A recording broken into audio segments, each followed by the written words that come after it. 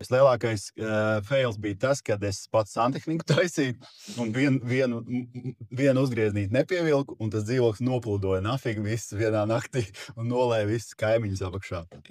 Tā bija man lielākā kļūda, un tas maksāja pa laimi neko, jo dzīvoklis bija apdrošināts. Mums apdrošināšana tā kā atlīdzināja kaimiņiem. Kaimiņi tika lejā pie ļoti laba remonta. Bet to netaisīja tu? Nē, to netaisīja. To jau viņiem izmaksāja naudu un attiecīgi viņi tur uztaisīja. Tā bija man lielākā kļūda. Pēc tā man gribējās to dzīvokli vienkārši uzspridzināt.